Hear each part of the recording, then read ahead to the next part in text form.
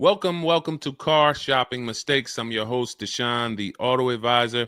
If you are car shopping now, or you will be in the next 3 to 6 months, type me in the comments. Let us know where you're at so that we can make sure that you have the advice you need to make the best car deal you've ever made and not be spending more than 30 minutes in car dealerships. The name of the game with great deals is to not be spending time in dealerships. The more time you're spending in dealerships, the worse deal you're getting. The worst deal you're getting. Valencia, good to see you. Valencia World says she's shopping. If you're shopping now or you will be in the next 3 to 6 months, type me in the comments and let me know.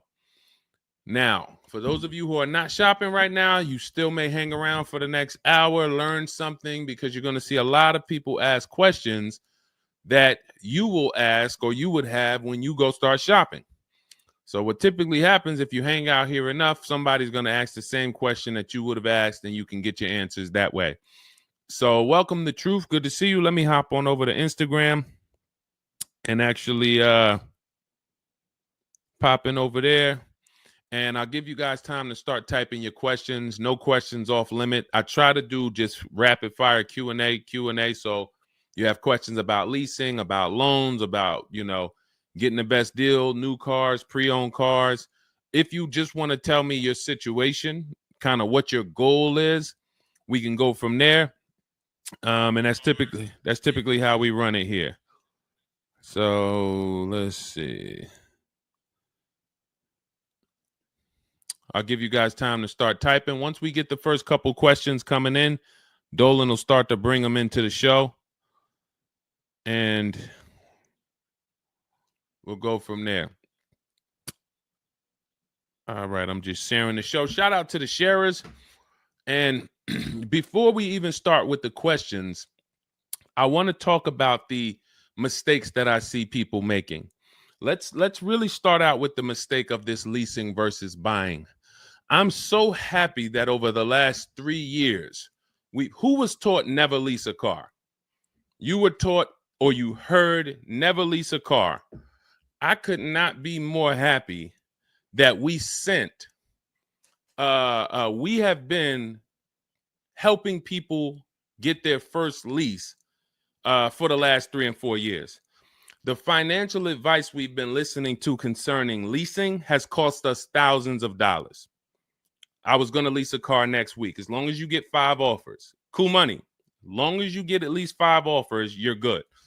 See, people are out there paying. There's a couple ways that you can get a car. You can buy it new, you can buy it pre-owned, or you can lease it new. When you lease a car, you're leasing it brand new. So if you look at the financial parameters, you ask yourself, if I buy a new car, how much will it cost me? Now, I want you to use this rule. Every $5,000 is about how much per month.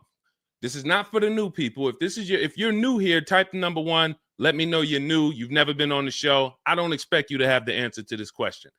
But if you've heard this before, then every $5,000 is about how much on a car payment.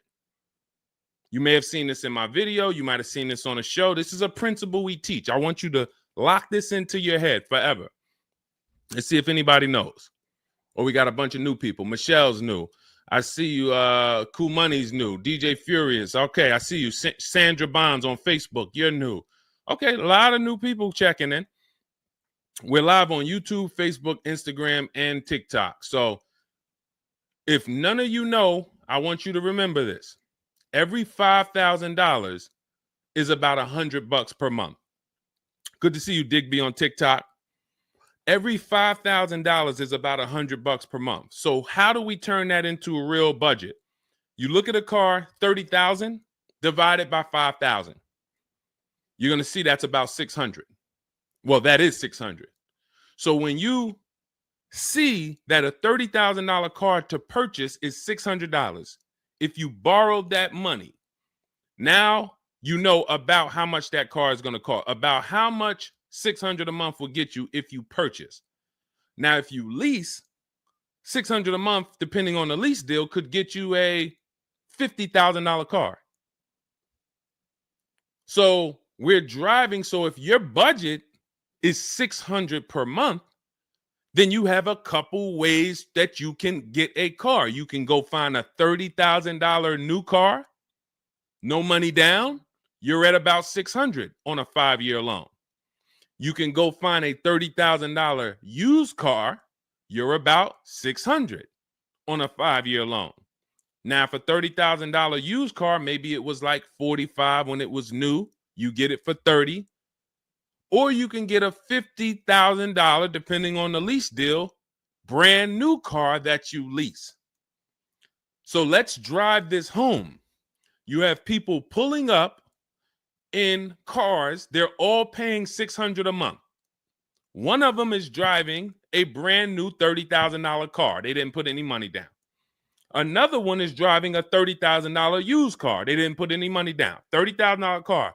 Another one is driving a $50,000 brand new car. They didn't put any money down. Who's getting the most value? In the short term, it's the person driving the $50,000 new car. It's nothing you can say about that. It's no like, well, it depends. Nope. $50,000 brand new car, $30,000 brand new car, $30,000 used car. The person driving the $50,000 car at $600 a month is getting the most value, hands down.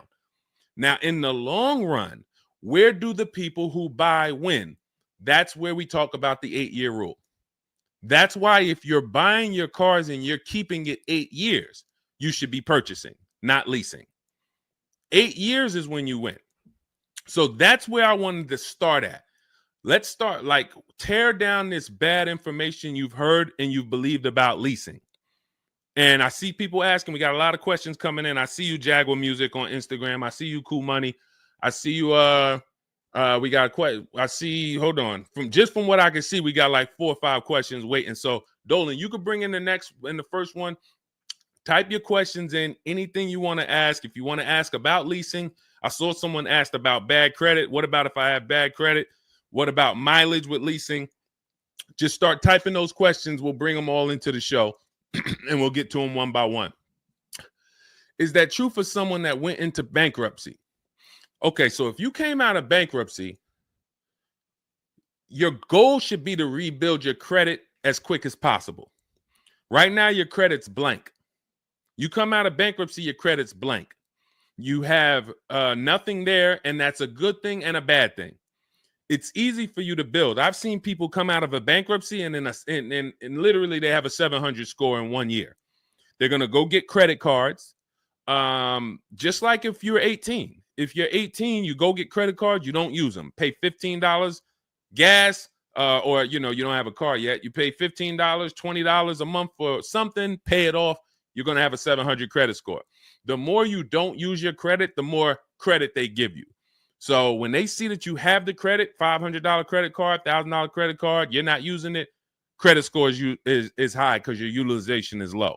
So that's what you should be doing.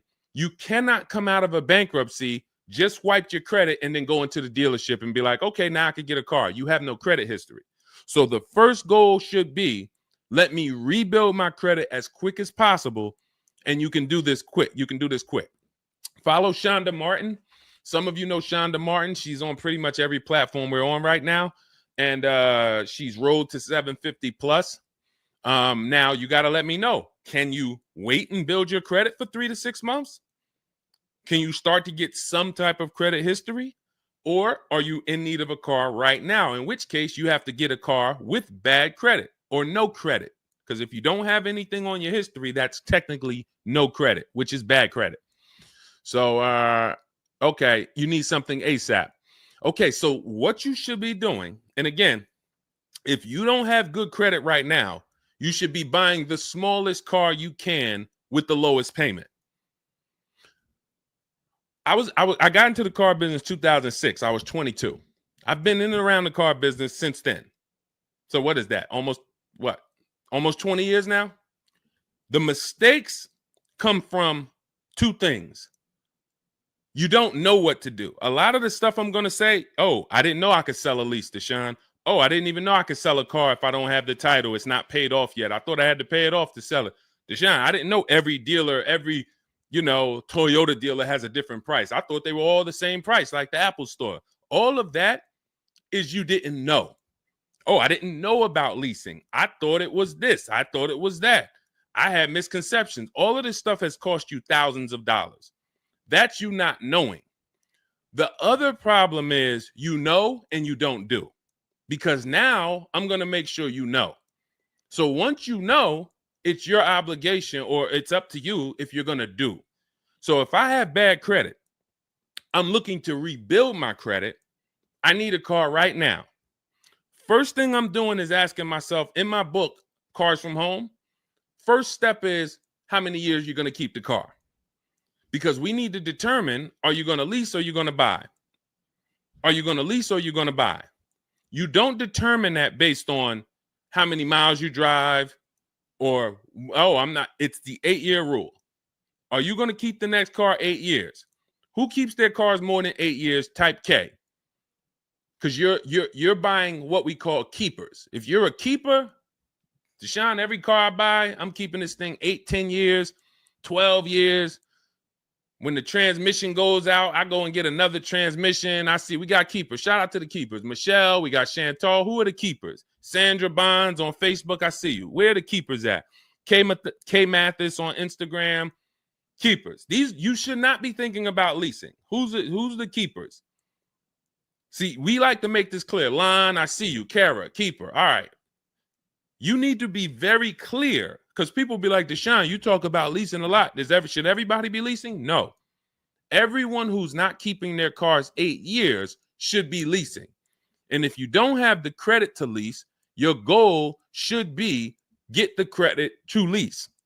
But so the first question I'm asking you, if I have bad credit, is how many years am I going to keep this car? Now, to those of you because if you don't have bad credit, or if you don't have marginal credit, somebody is going to have it. There's a lot of people getting hit in this economy, and they're going to have credit challenges and need a car. Why is this important? Because let's just say I don't have good credit, but I'm a keeper. That means I'm not thinking about leasing. I'm looking to get a car that I can keep for 8 to 10 years or more, and I don't really have good credit right now. No problem, because the goal is find the best car for the best price, and then I'm going to get a loan, and I'm going to pay more for that loan because my credit is bad. I still need to get a great price on the car. We got to talk about that. Separating the price of the car from the loan. Some of you are savvy and you understand this, and some of you just mix these things together. But when it comes to getting a high interest rate because I have bad credit, as long as I get a good car, once my credit is better, what can I do with that loan? So let's say I got a great price on a car. I got a car, it's going to last 10 years. It's perfect, but I'm paying 21% interest. So I'm going to fix my credit, work on my credit. And then once my credit is good, I still want to keep this car. What can I do with this loan? Refinance. That's a simple fix. But if you don't realize that you're a keeper, then you're going in and you're getting a bad car. 6 months, a year down the road, 2 years, the car's having problems because you didn't take it seriously that you needed a long-term car. So not only did you mess up the plan because the car is going to start having problems, now I got to see, do I want to fix the car, or do I want to, I got to make the payment, now my payment's due, but then the car's having problems. All of this can be prevented. And you need to know up front what your goal is. But if your goal is to lease, Deshone, I'm not keeping cars 8 years and I don't have good credit, you should be buying the smallest inexpensive car you can that you can get a loan on. $10,000 car, go drive it for 2 years, make your payments, and then switch into a lease. If you're buying a car to keep, then you can go and get a nice car, get the most car you can afford comfortably. You're going to have a high interest rate, and then you refinance that car when you actually get your credit up. So this is all in my book. My digital book, Cars from Home, breaks all of this down step by step. Whether you have good credit, bad credit, how to know when to lease, how to know when to buy, new car, used car, you drive a lot of miles. I have plans in there for everybody. It's a digital book. It's 5-star rated. Thank you to everybody who went to Goodreads and reviewed the book. You can get a copy of the book. It's normally $97. You can get it as part of my launch offer for 75% off. That's $24. It's for 2 hours. So as long as you get there, go to my TikTok bio, my Instagram bio, the YouTube comments or the Facebook comments, click that link, and you'll see $24 for 2 hours. Once that, as long as you get it before that, you got it for $24 instead of $97. And you can have everything step by step. So you're not worried about, I'm trying to remember all of this. You can watch the replay on YouTube too. But all of this is everything I'm teaching is part of a plan. It's not me winging it. This all comes out of my book. All right, go ahead, Dolan. Bring the next one up. Keep typing your questions. I know we got a lot of questions coming in from all 4 platforms, so Dolan will bring them into the show. Just keep on typing. What is considered marginal credit? Now, this is going to depend on what you're trying to achieve. I like to see all right, who's a homeowner? If you're a homeowner, type me. Now, if you had marginal credit before you bought your home, your realtor or your mortgage person probably told you, go work on your credit and then get your credit to this to get a mortgage. A lot of people do that. They go and they work on their credit, and once their credit is a 640 or 620 or 660 or whatever it is to qualify for the mortgage, they go and get their mortgage. That's how it should be with a car. You want to get yourself, if you have the time, you want to get yourself to about that 660 mark. That 660 mark puts you, and I'm talking, do not use Credit Karma. Do not use Credit Karma. The amount of people who used to come into the dealership we run their credit, it's low 6s, 609, 590. And then they call me back, a couple months down the road. Oh, Deshone, yeah, my credit's better. And then we come in and they're like, yeah, I think it's up to about a 660, 680 now. And then we pull it and it's a 620, 630. And that's Credit Karma. Do not put yourself in a position where you're listening to Credit Karma. Pay. You can go to Google and you can type in, get my FICO scores. You want your FICO scores direct from the credit bureau. If you don't subscribe to a thing that gives you it before you go and make a purchase, you want to know what your FICO score is, not what a Credit Karma score is. But if you have the time, you want to try to get your FICO scores all above the 660, 670 mark. That's going to be in that good category. You can qualify for a lot of leases. Now, if you're in the 650, I want you to think about this. I have something I teach called credit and when it comes to profiles, leasing and credit. It's easier to get a loan to buy a car than it is many times to qualify for a lease. If you got a low 600 credit score, a lot of people will approve you. They're just going to approve you at a higher rate, higher interest rate. With a lease, it can work similar. But sometimes where you're in that low 620, 630, it's very tough to get approved. They're not going to take that much risk, but you may have a strong profile. So when you go into this, it's not black and white, guys. It's not like you can say, if my credit score is this, I'm done. What if your credit score is this, but you have a car payment already you've paid on time? When I worked for Mercedes, I worked for Mercedes for 5 years. We'd have people whose whole life was falling apart, but they never missed a payment on their Mercedes, and they get approved all the time. Everything else is falling apart, behind on the home. But if Mercedes sees you pay them, you got approved.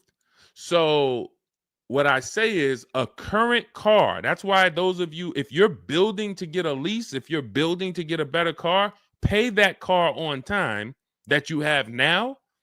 Because the best thing you can do is have a history of on-time payments on your car. That means a lot to a bank versus missing the car or putting the payments on the back because you thought that somebody told you could do that and it wouldn't affect your credit. A lot of people learn the hard way. Oh, I thought when I put the payment on the back, it didn't show as late. It does. So we again, I'm here to tell you everything from the inside. I've been helping people for years. We have people all around the country. You know, we'll bring a lot of them into the show. Marguerite, Brian, you know, a lot of the people who write in, Sheree. But we have this. I'm telling you from the inside, not from your perspective. I'm not like the public, and it's like, oh, this guy this guy must have really learned about buying cars because he's teaching. No, I'm from the dealerships. And, you know, if I wasn't doing what I was doing for 10 plus years, that was my job in dealerships, working with people, looking at banks, looking at credit reports, sitting there, seeing people turn down, seeing negative equity. So that's where my solutions for you come from inside. And so I would tell you, try to get to that mid sixes mark. And you'll put yourself out of a manipulation zone. You can qualify for a lot more things. All right, I see you, Michelle. I see you. Kim Randall, good to see you. The Savage Mama checking in. Abdul checking in. Good to see you. Go ahead, Dolan. You can bring up the next one. All right. Shout out to Dad. Y'all running the likes up on TikTok. Thank you so much. Thank you to everybody who's double tapping the screen. We appreciate you. Can you talk about putting money down or not when purchasing a car? So important. Listen, this is a good one. This is a good one. I don't know who asked this question, but this is a good one. Can you talk about putting money down or not when purchasing a car? So here's how you want to make sure your down payment never gets taken if you are purchasing a car. You must separate your monthly payments from the price of the car. You make the mistake sometimes of going in and saying, what's the payments on that car? Who's ever said that? Hit the like button, type me. You ever said, hey, what's the payments like on that car right there? The reason why we don't do that is because you're actually mixing two transactions when you do that. Thank you for being honest. Shout out to the people who are being honest. You're mixing two transactions. You're looking at the price of the car and you're looking at the loan details, which equate to your monthly payment. See, if you pay cash for cars, then you understand you don't care about the payments. You go in, you're trying to find out the out the door price. What is my out the door price from the car for this car? If you're doing it our way, you're doing this from home. Bunch of dealers submitting offers to you. They're out the door offers for this car to your email, bidding war. We'll talk more about that in a little bit. That's the cars from home way. But once you get the out the door price, you then say, all right, that car that I want, $32,000, including all my tax, all my fees, $32,000. I pull up my auto loan calculator. How much is $32,000 on a car payment? Well, 5 years might be around $620 a month. 6 years might be around $550 a month. Okay. Do I want my payment to be that high? If I could afford that payment, do I want my payment to be that high? You see how we've separated the price of the car from our loan and our monthly payments. This has nothing to do, and this is what we call the 3 pillars of great car deals. 3 pillars. You cannot get a great car deal if you're mixing these 3 pillars. First one, who I buy my car from.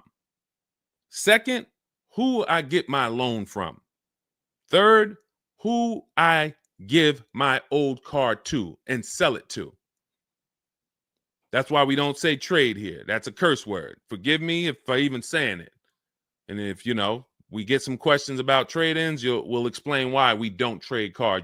So we have to separate these and bid out each one. You have so many online tools at your disposal that you just don't know how to use yet when it comes to your cars. You know how to use Amazon to go buy a TV. You know how to get a subscription to YouTube. You got a ton of online tools you know how to use. Shazam, what's that song? Shazam it. But the online tools about car buying, you just don't know how to use them. That's where I come in.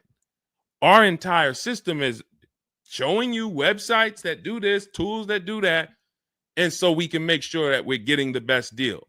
So the only way you're going to make sure you never lose your down payment is you have to separate the monthly payments from the price of the car. If you go in and say, hey, how much is that payment? The car salesman says, well, how much can you put down? Well, I don't really want to put any money down. Well, all right. If I had to, I guess I could put down like 3, 4 max though. But I'm trying to be at like $600 a month. You're working your loan out with them. That's a loan. And let me tell you how. Let me show you why you can know you shouldn't be mixing these transactions. There's big money in all of them. There's a ton of people who want to sell you a car. There's a ton of people who want to give you a loan. They don't sell cars. Let me say that one again. There's a ton of people who want to give you a loan. They don't sell cars. They want to compete for your loan. That should tell you there's a lot of money in the loan business. Then there's a ton of people who want to buy your car from you. Your car you have now. You're the one you're like, well, I just normally go trade the car in. Well, how many offers are you getting when you trade the car in? Well, I usually just get the one from whatever the dealer says he's going to pay for me. Okay. So there's a ton of people who want to buy that car from you. They don't care about selling you a car, and they don't care about giving you a loan. So when you buy a car from a dealer and you give them your old car on trade-in and you get your loan from them, you just gave them 3 transactions. You did 3 transactions with them in one. Do you see why it's impossible for you to get a great deal doing that? Type $signs if that makes sense. Who's locked in? Because I know sometimes we only got a couple people that be watching. Some people, man, you're cooking dinner and you're like, I hear you, Deshone. You're not gonna save $5,000, $10,000 like my students, and you're cooking dinner and you're just trying to listen in on the side. Look, you're not gonna get this. Look, person got a Kia $439 a month, $35,000 car. Look, save probably $6,000 off the car. Melissa, $12,000 that she got from Carvana. Let me just read something from people who are locked in, so you can, maybe this will inspire you to get locked in. All right, this is Melissa. 4 days of leasing like a boss. That's our system we follow for getting our leases. Started with a Kia Telluride as first choice. Quotes for 36 months, 15,000 miles a year. Ranged from 642 to 653. Went to a Honda Pilot. Ended up getting quotes as choice B from 616 to 713 after contacting every dealer in North Carolina. She did this from home, right from home. She got after contacting every dealer, the dealer I ended up leasing from originally quoted me 719, came back at 616 in 3 days with 0 due at signing. This is on a, where's her car at? I can't see. Hold on, 616. Oh, that one wasn't clear. All right, here, let me read this one. Thanks so much for these resources. I read the entire book last night. Already been underway trying to put my deal together. What a great book. I have my quotes together, and now I'm ready to take the next step with the calculator. Big fan of your channel and the resources. However, when we shop for 12,000 miles per year, do we adjust to 15,000? So these are people who are taking action on a plan. So when you see the plan, there's going to be different results. If you're out here winging your car process, oh, I hope I did this. Oh, shoot, I thought I watched the Instagram video. They told me don't say that. I shouldn't have told them I had a down payment. You're not going to get it. You're not going to save $5,000 or $10,000 on your car payment, on your car transaction accidentally. You don't just slip into that. So lock in and grab this lesson now. I need to separate my transactions. Who I buy my car from is one transaction. I'm going to bid it out. I'm going to give a bunch of people an opportunity to sell me this car. If I'm looking at a used Toyota Camry, I want to see every Toyota Camry within 150 miles, and I'm going to narrow it down, and I'm going to pick the best one, independent of my loan. My loan is a whole nother story, because when I shop for my loan, I'm going to do the bank bidding war where I can have multiple people. I don't even want to mention that without telling you about it, because it's like, whoa, what's the bank bidding war, Deshone? Okay, so you can have multiple banks and credit unions compete for your interest rate in a small period of time, and it's going to weigh on your credit score like one hard inquiry. Like one hard inquiry. Mamba Mentality, I love the name. I love the name. Why can't I do a super chat? I don't know. Yinka, good to see you on Facebook. IB Johnson. On one hard inquiry. So let's just say, and so when you get your loan, how do we know that 5.2% interest rate was the best? How do you know that the 7.1 interest rate was the best if you have no other offers? And what we've been used to is we're just going to go with our bank. We're going to go with our credit union. We're going to go with the dealer's bank. Why? We're going to make these people compete. And when you do this, when you do it this way, you can have people compete in a short period of time and get multiple offers on your loan without it affecting your credit score. But it has to be done in a small window of time. Now, if you Google it, rate shopping, it'll say between 14 days and 45 days. You do it our way, it's going to take you 48 hours. And you don't do this until after you find your car. After you find your car is when you do a hard inquiry. You let these banks and credit unions compete for your loan. And again, you notice I've already found my car. I already got the best price on that car right there at ABC Motors. I got that thing on hold. Don't pick up the car the same day.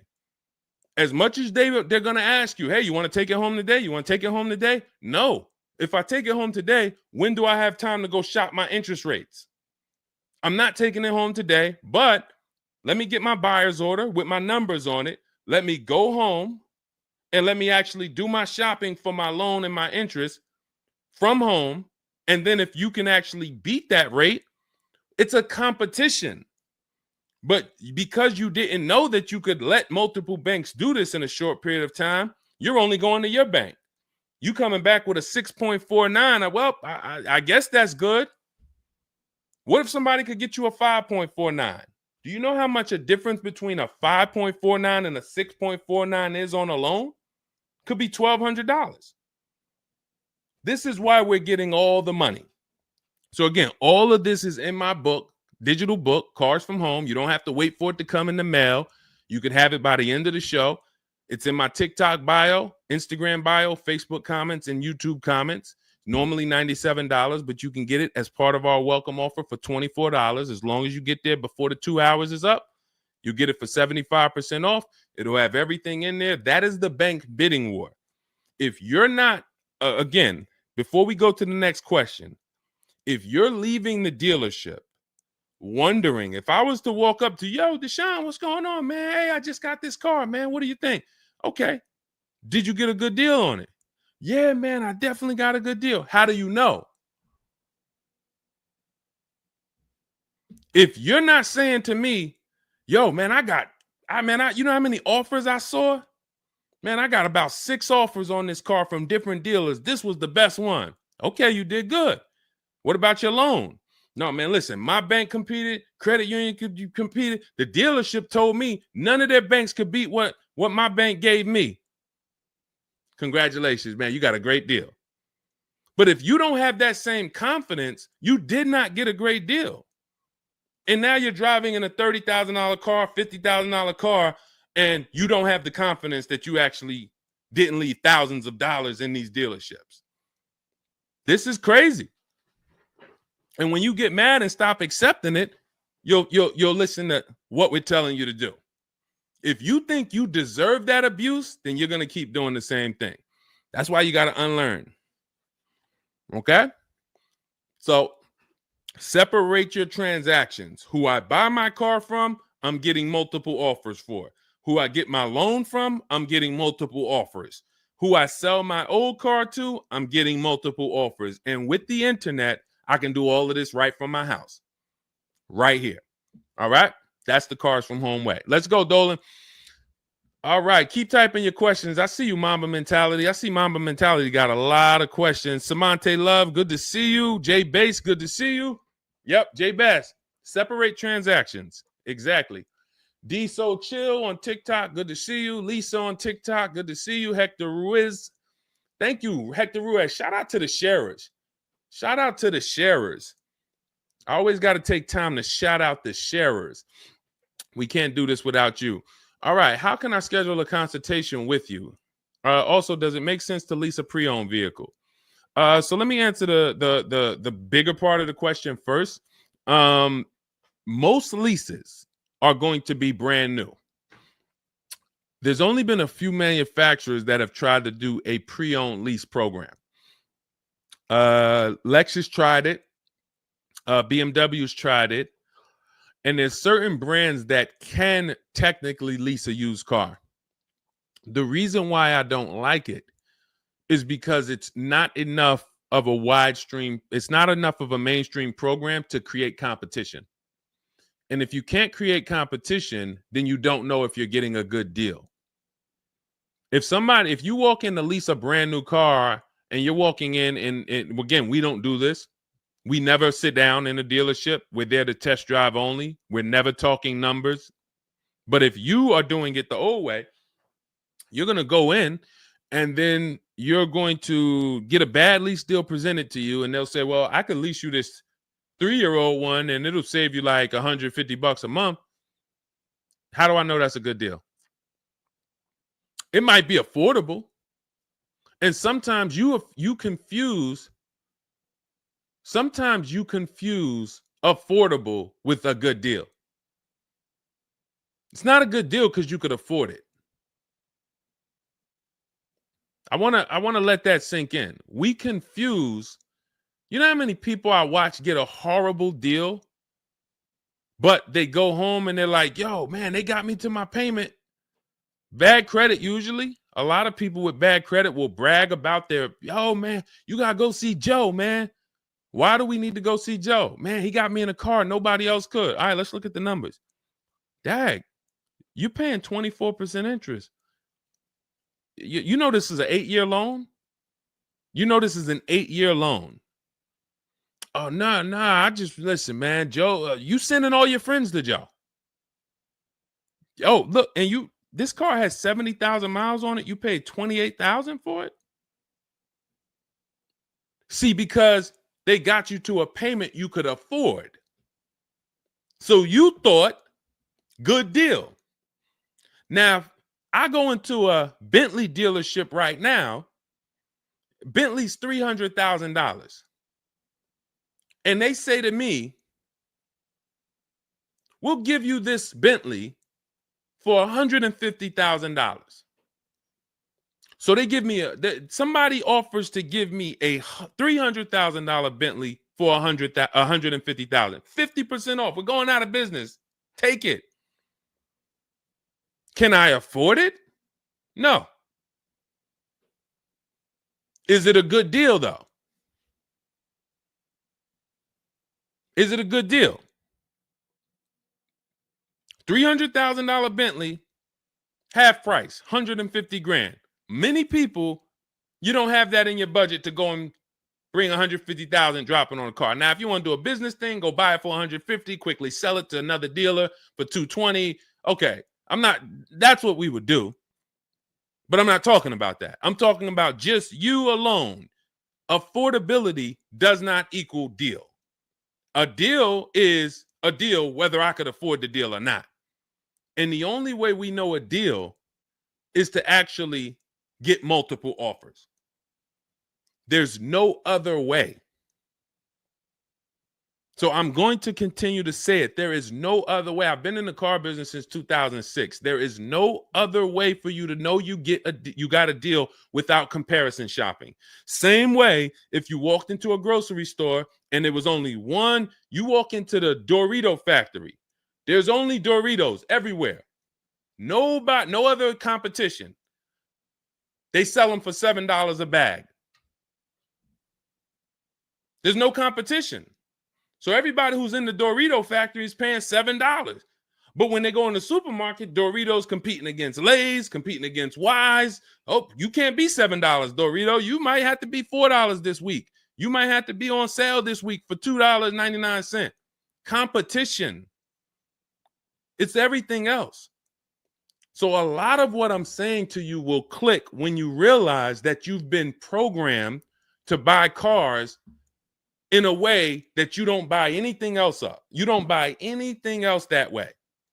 Everything else you buy in your life is competition. People competing. Everything else only with cars, we look at one offer. So that's why when you come home, start to look at the whole market, you're going to love this. You're going to be like, man, I don't know how I didn't start doing this before. What I'm teaching is not, the whole cars from home system is not rocket science. We just use the internet to create competition. That's how we get crazy deals. That's how you see Alex graduated, was able to get a new lease for my partner, sold his old car to Carvana, bid that out.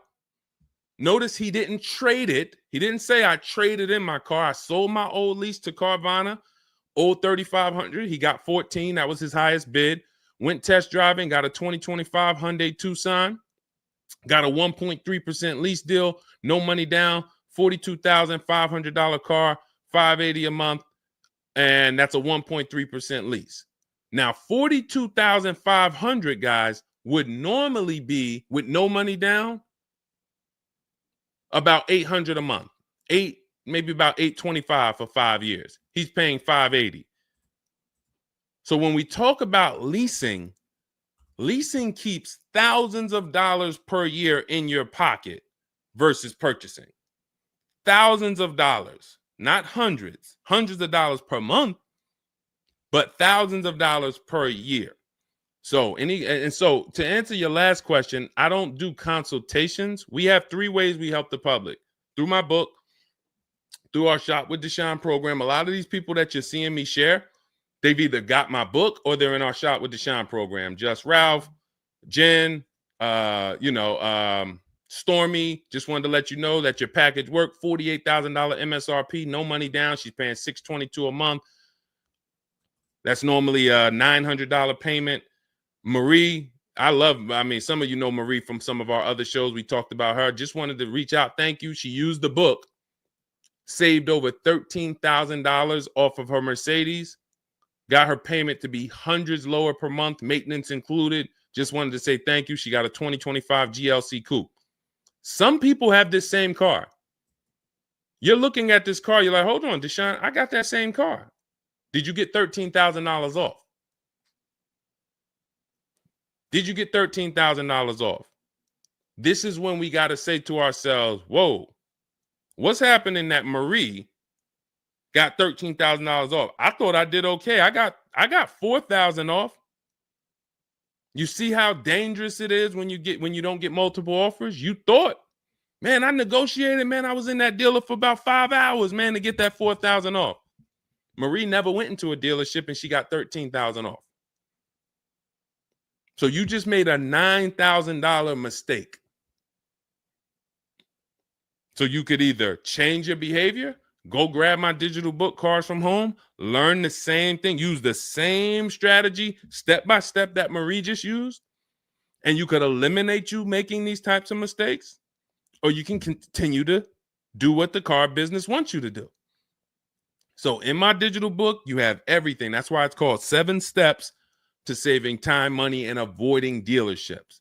It's in my TikTok bio, my Instagram bio, YouTube comments, Facebook comments. You can get 75% off for the next 2 hours. So you won't pay the normal $97. You get it for $24 if you get there before the welcome offer expires.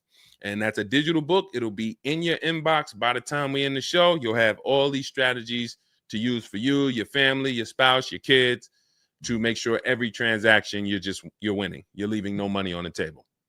All right. So yes, I don't do, and you'll see in our Cars from Home toolkit in my bio, we do have a program where we shop for people around the country.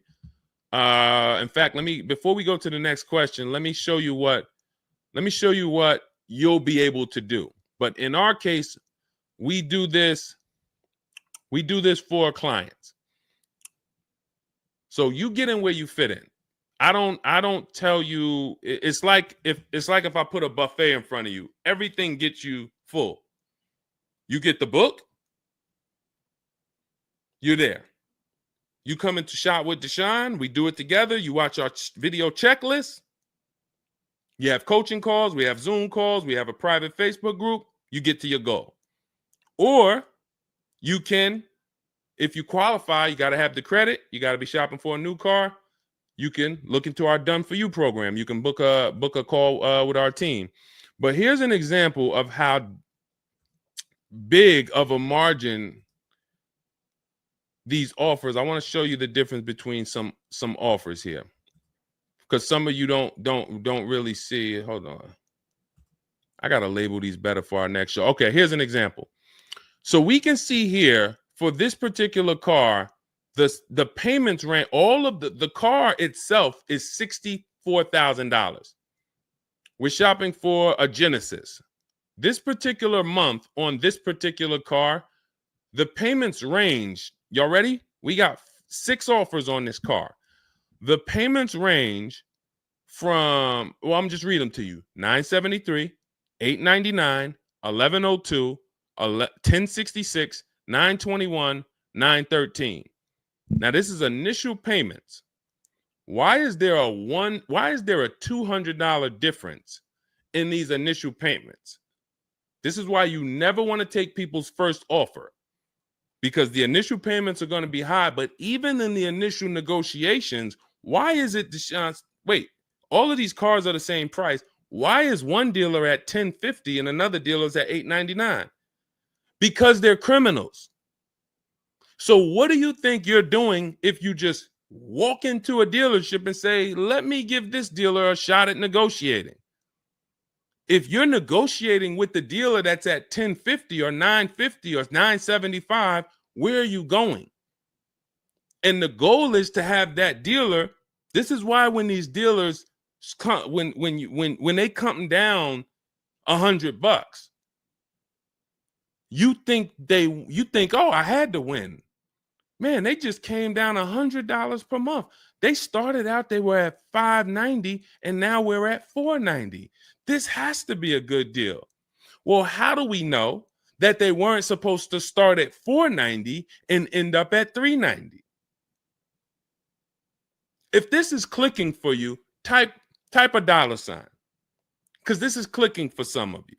Those of you who are locked in, this is why it has to be a mentality change. I'm pulling back the curtain so you can see that, Deshone, it's been feeling like when I go to buy a car, it's a mental game. I drive off and I'm kind of happy, but then I don't really have the peace. I don't really feel like I did good. I'm kind of hoping I did okay, right?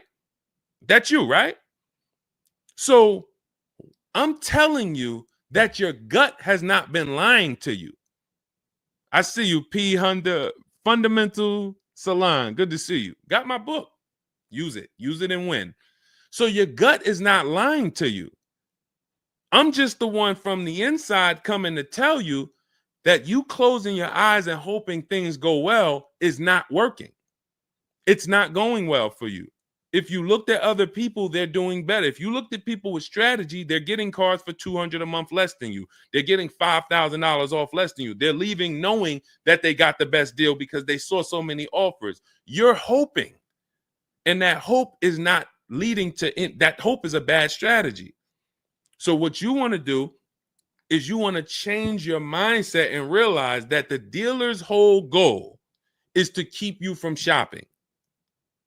If you burn that into your head about the car business, the entire goal of every dealership is to keep me from shopping their competition.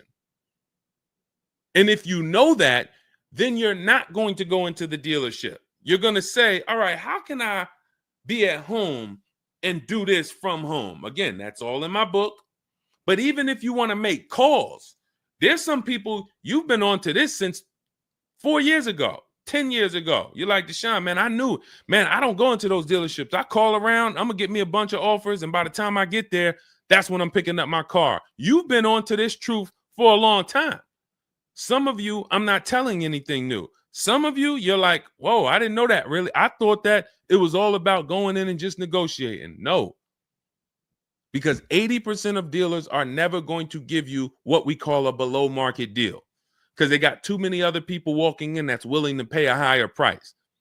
So you have to find the dealer who is going to give you that low payment out of the whole market. That's why this is a bidding war. And when you start to do this, you're going to be like, yo, why does it seem like this is kind of fun now? I kind of enjoy this. Is like a game. And you're the prize. So instead of feeling like you're begging, oh, come on, can you do another $500 off? Come on, man. I'm only asking. Get me from 520 to 499, man. You're begging. So instead of begging, you got people now competing for you. Whole different story. That's what we want. That's the transformation we want for you today. All right, let's go. Dolan, next question. All right, Fundamental Salon, I see you. I see you, Jay Bass. I see you, Randall Pine Straw. You got the number 3 gifted badge. Thank you. Y'all lighting up the lights on TikTok. Thank you so much, Monica 9300, BKS Aggie, Timothy Garces, Drew Saberton reposted the broadcast. Thank you so much. Shout out to everybody sharing this. What about military personnel? What's the question? Just rewrite that question because I don't know. What's the question? I know what about military personnel. I don't know. Are you asking about military rebates? I don't know. So just kind of give me a full question, and then I'll be able to give you a better answer. Hello, I'm planning on purchasing a 2025 Escalade.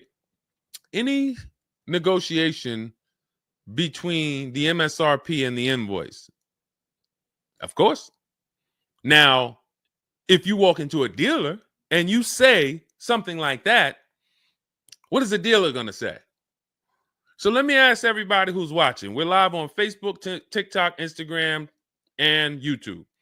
If this person casually walked into the dealer and said, hey, is there any negotiation between the MSRP and the invoice? What do we think a smart dealer is going to say?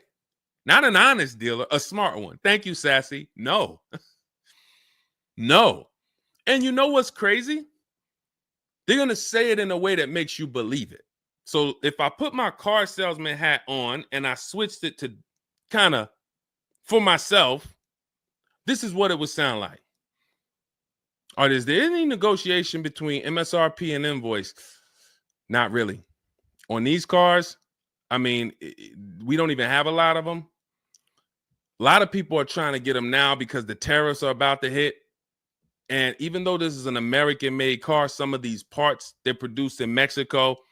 So there's not, we really like to, a lot of dealers are selling them over MSRP. In 10 seconds, I just took you to, whoa, but can I get MSRP though? See, that's why I'm never training you to go in and negotiate with people that negotiate every day, 3 times a day for the last 10 years. You're just not going to be a match. You might negotiate office furniture. Yo, Deshone, I do office furniture. A car salesman couldn't come in and negotiate with you on office furniture.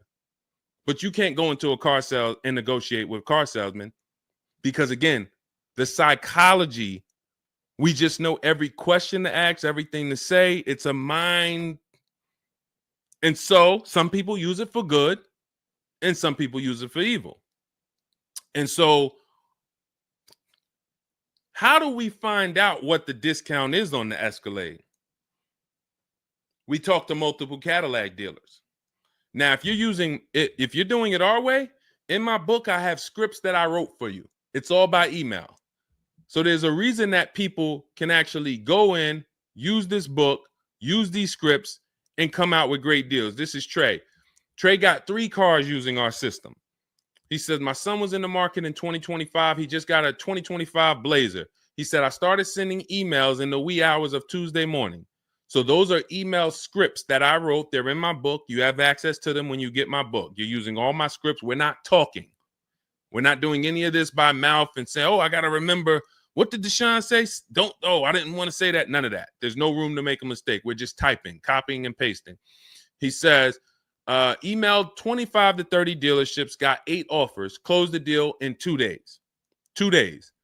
So some of you, you're like, Deshone, I need a car in like 2 weeks. No problem. Trey got his in 2 days. So once you start this process of engaging with the dealers, you'll get a car in 3-4 days if you're slow, because that's the way it's set up. So he gets a $56,000 car. He closed the lease at $560 a month on this Blazer electric vehicle. $560 a month, first month's payment due at signing. That is a $56,000 car. And he's gotten 3 cars. He said his first one with our system was 2.5 years ago. He leased another vehicle for his daughter last October, and now he just got his son's lease. 1.5% lease, a 1.33% lease for his daughter, and a 1% lease for his son. So if you're doing it our way, you're sitting at home, you're getting multiple Cadillac dealers to compete by email, and then you're going to see, oh, this one's going to take off $2,000. This one's going to take off $5,000. These 4 are taking off nothing. This one, he's charging $3,000 over the list price. Oh, here's the winner. They're taking off $5,000. That's the best offer. Now, sometimes you get a deal like Sean, and we never know when the bottom is. And let's take this Genesis. Perfect example. This is a 2025 Genesis GV80. As you can see right here in writing, if you're on TikTok, you can't see, but if you're on Facebook, YouTube, or Instagram, you can see. You can see, let me just take that comment down real quick, Dolan, so I can show the discount at the bottom of that sheet, please. Just snatch that just for 1 second. Look at that. $8,469 off retail price. Brand new 2025. Okay, you could put it back up, Dolan. Thank you. So when you look at that, this is the lowest offer of multiple offers. Maybe $8,500 is the best discount on this particular vehicle. But when we go to Sean, let's go to Sean. F-150 Lightning XLT, $73,000 vehicle. What's his discount? $21,000.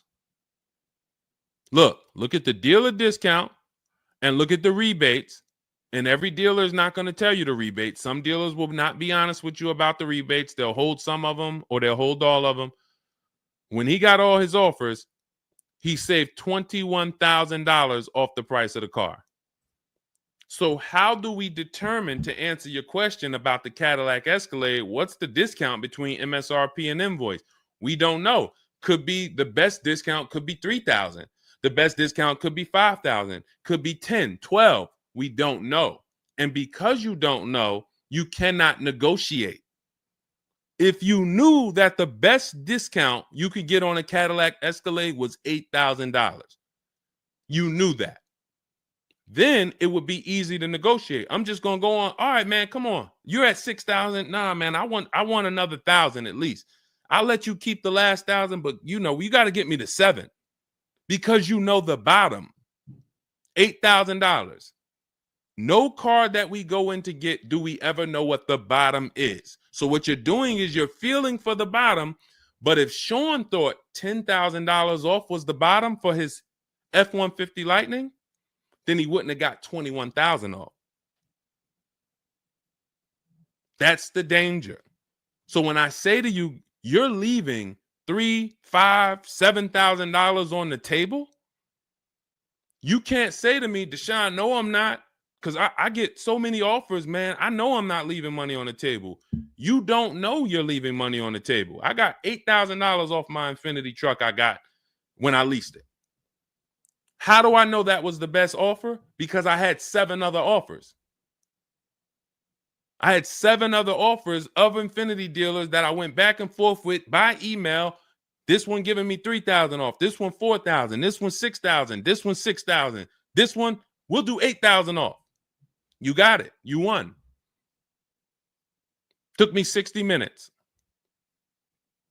This is where I want you to get new cars, used cars. You're making your deals from home. You're the prize.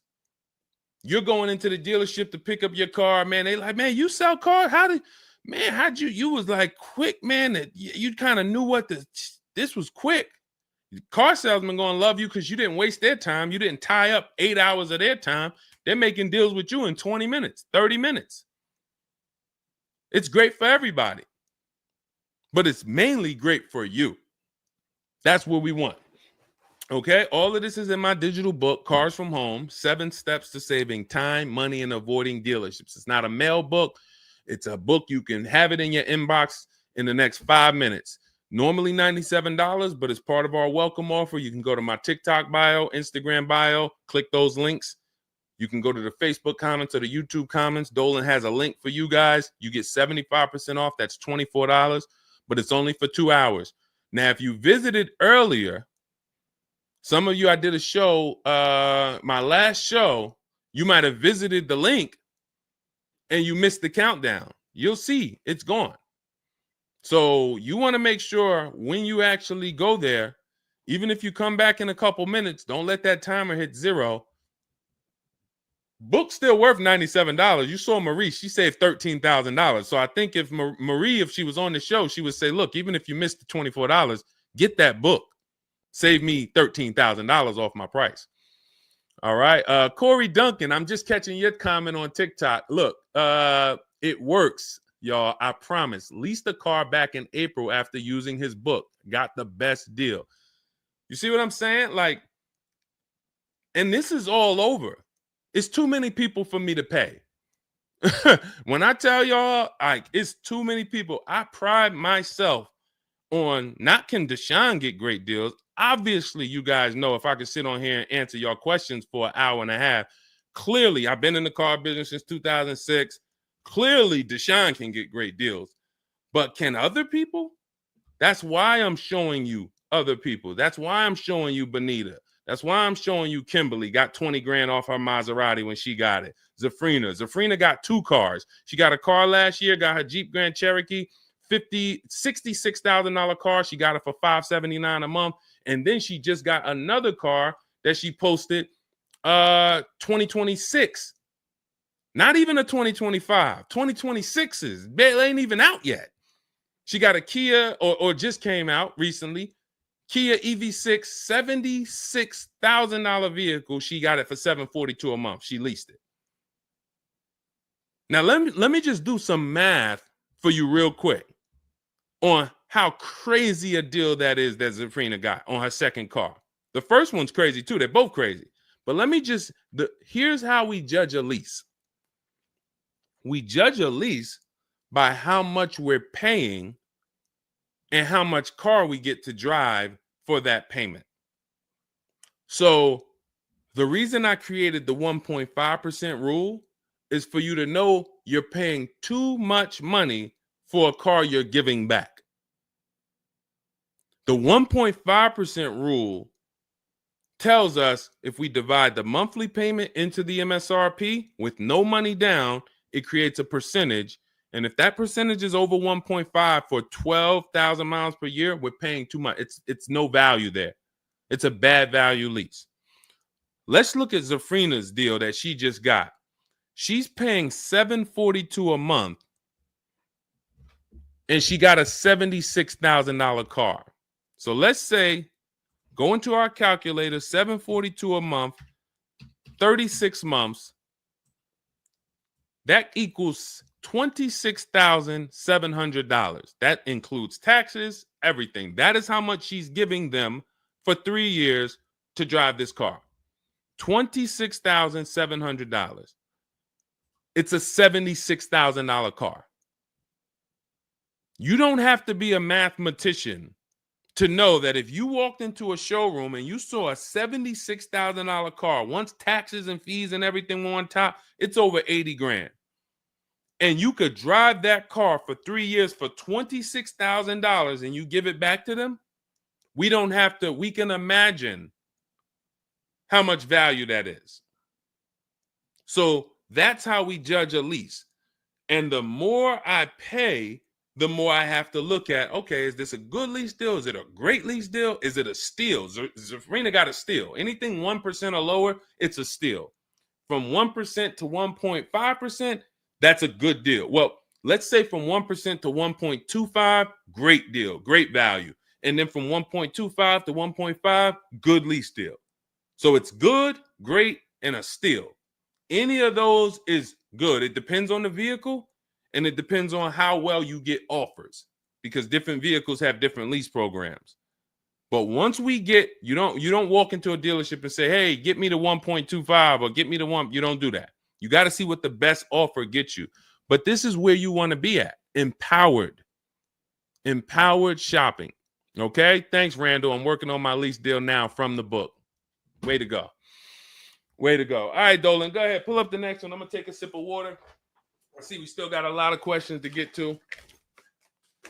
Let's go.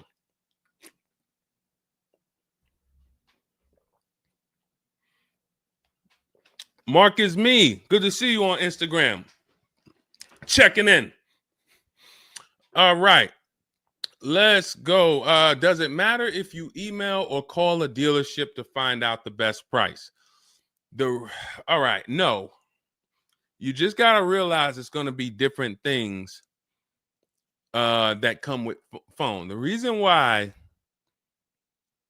Okay. Who's a good negotiator? All right. Let me put it like this. Who's not a good negotiator? Let's be honest. Who's not a good negotiator? Type me. You're just not. It's not your thing. You don't really like confrontation. Not a good negotiator. Let's go. Who's going to be honest? Oh, we got a bunch of good negotiators on here today. Bunch of good negotiators. Where we at? Hershey. What's going on? Randall, Sassy. Who's okay.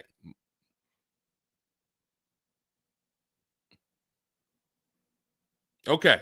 Couple people that want to be honest. Everyone else is a great negotiator. You need that to get on the phone. In order to get on the phone, you need to be a good negotiator. You need to be quick with your words. You need to be, and that's what's going to happen when you're calling to get deals. Now, if you're calling to get deals, you just need to be able to know exactly what information to give and what information not to give. So let's just say you call in and you're trying to get an offer, and somebody says, "Hey, wait, I need your credit." Okay, are you gonna say, "Well, no, actually, the people I've been working with, they haven't been asking for credit. Just assume tier 1," or are you gonna, fumble through that? And if you so this is what you're going to get. That's why I say if you're calling, you could try asking for sales managers. But the reason why email far exceeds getting the offers by phone. Now, look, getting the offers by phone is way better than walking in. But if you get the offers by phone, you still have to you have to try to lock down who the good dealer is, because you're not going to really have anything in writing. And that could be a problem. That could be a problem, because whenever you're going in and you're thinking this, that's why everything we do is from home. Your credit app is done from home. If I'm talking to somebody on the phone and I feel like I done talked to maybe 8 dealers, I got 5 offers, and one guy, Matt over at, that dealership it feel like he's being honest. He's giving me the offer. He told me this is what your payment's going to be. It includes taxes. It includes everything. Or this is what I'll sell you the car for out the door. Okay, I'm doing the credit app online because I want all of that firmed up before I get there. I have a video we're going to put out soon about a dealer who we just experienced this shopping for a client, where the dealer put something in writing. And then when we did the credit app, or the client did the credit app, changed the offer. So when they changed the offer, that means they didn't want to do that offer to begin with. Oh, no, they didn't change the offer. They said the car was sold.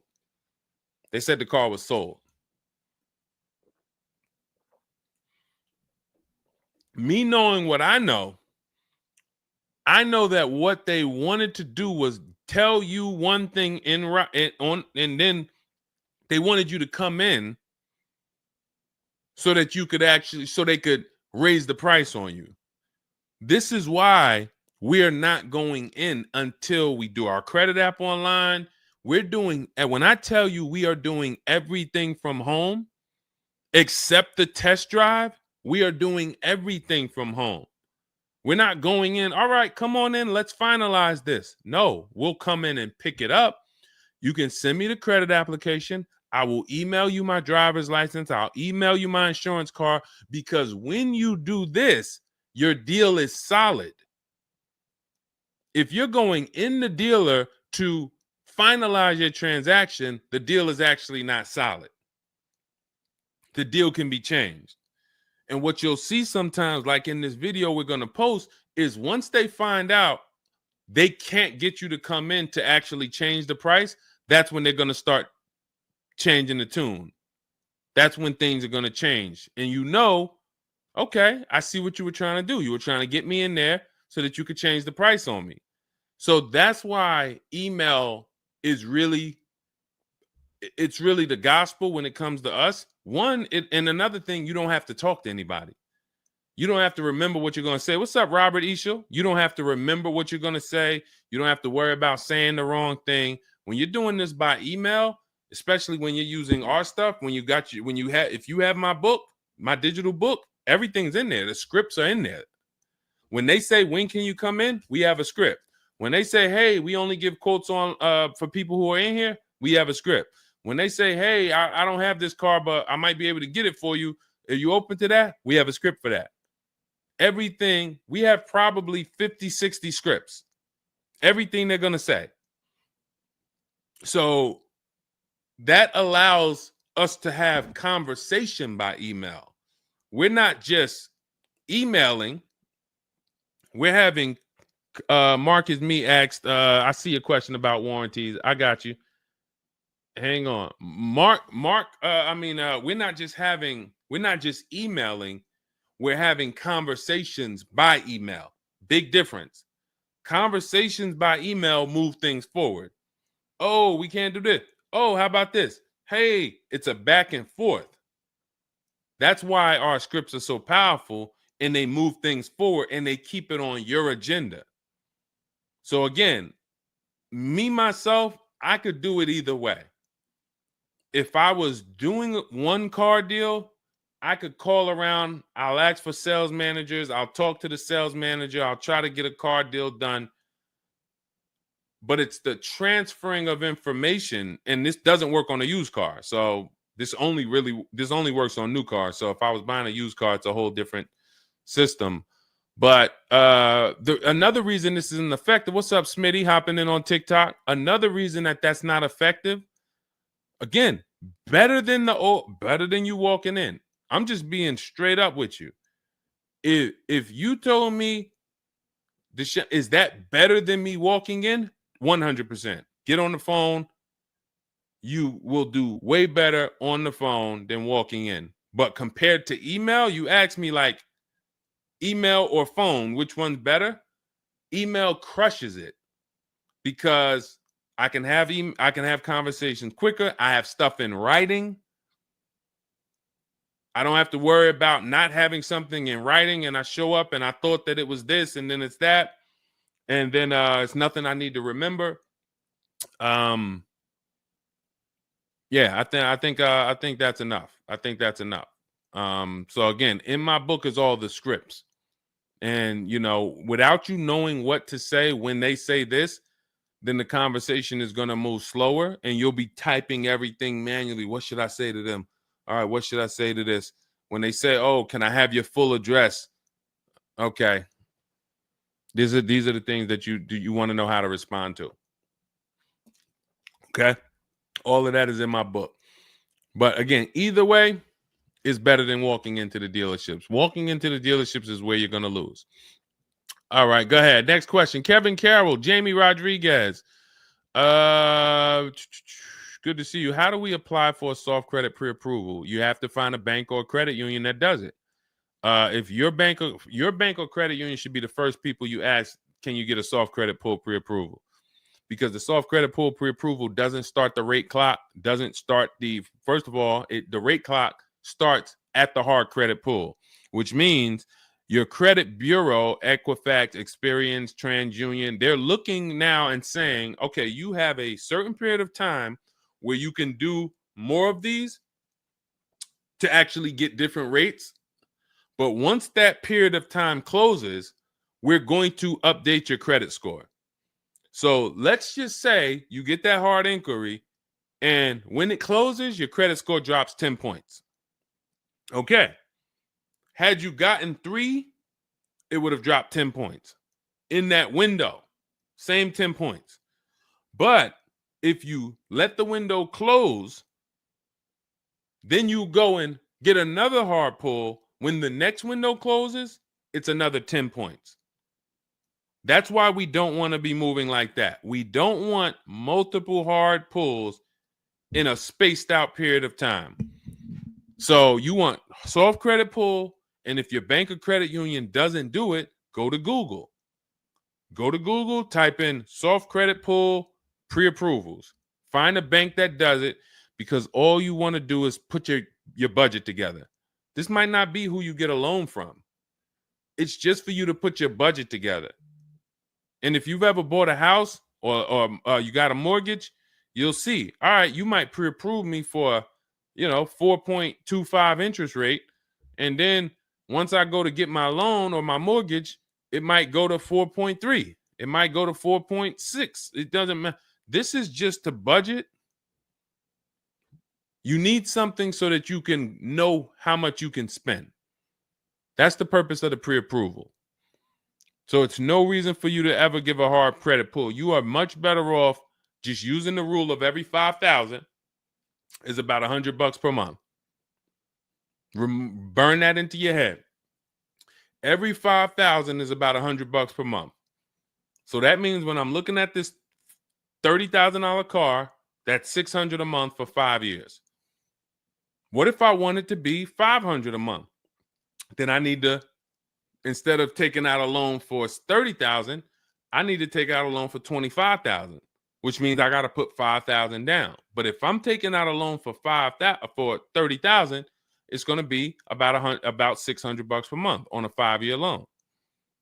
You could go to 6 and it'll drop it a little. For 6, it'll drop it another, But if you don't have that rule of 5,000 in your head, you're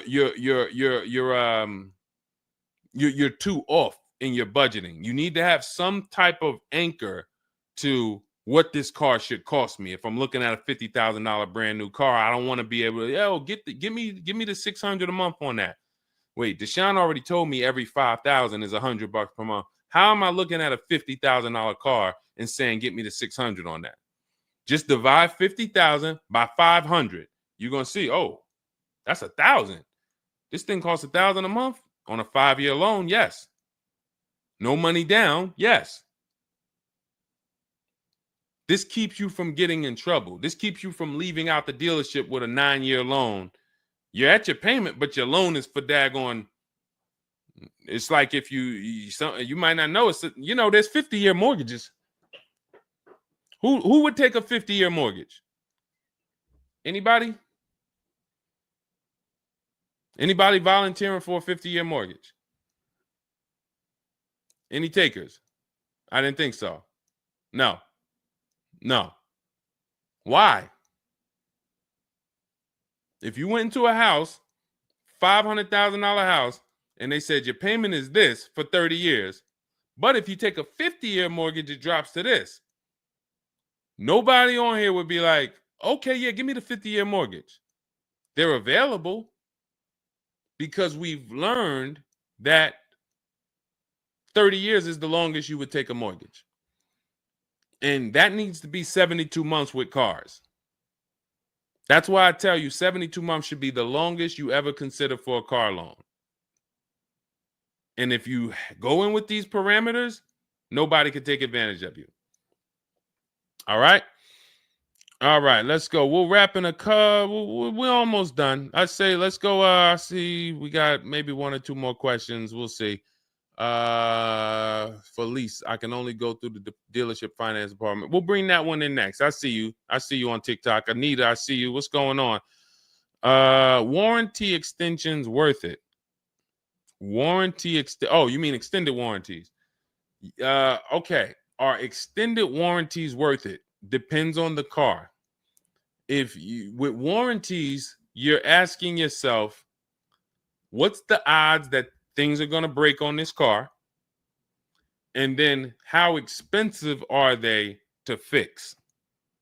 And this is why when we get cars, we do something in step 4 of my book. There's a 5-minute process we do. It's a Google check where we check reliability. Every car you look at, you should be typing into Google 2025 this reliability. If you're buying a used car, you should be typing in 2023 Kia K5 reliability. And then you skim those articles. Thank you, Renee Cunningham. You skim those articles, and then you see, what are the third parties saying about this car? Are they saying the reliability is less than normal or less than average? There's tons of people who were in love with a car, and then they do this 5-minute exercise and they see owners are reporting electrical issues with the car, software problems with the car. Owners are complaining about the infotainment system in the car. So this is what we call bad DNA.